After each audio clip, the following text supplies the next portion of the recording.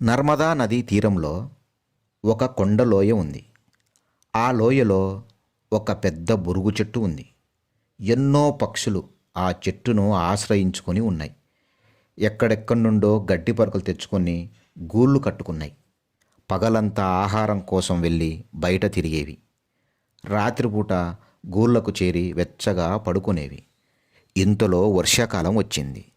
ఆకాశం నిండా మేఘాలు కమ్ముకున్నాయి. వర్షం కురవసాగింది. ఎక్కడి నుండో కొన్ని కోతులు ఆ వర్షానికి తడుచుకుంటూ వచ్చి ఆ చెట్టు కింద నిలిచిపోయాయి. వర్షం వలన చలి ఎక్కువగా ఉంది. కోతులన్నీ చలికి గజగజ వనకసాగాయి. వాటి స్థితిని చూసి చెట్టు మీద గూళ్ళలో ఉన్న పక్షులు చూసి జాలిపడ్డాయి.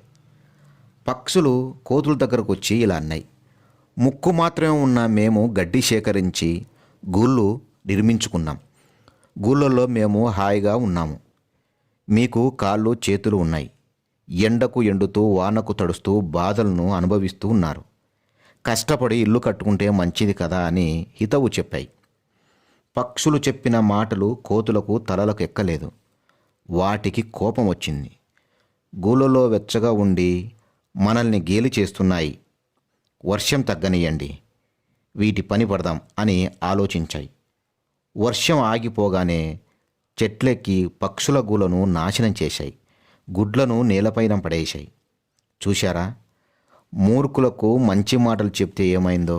అందుకే తెలివిగల వారికే మంచి మాటలు చెప్పాలి.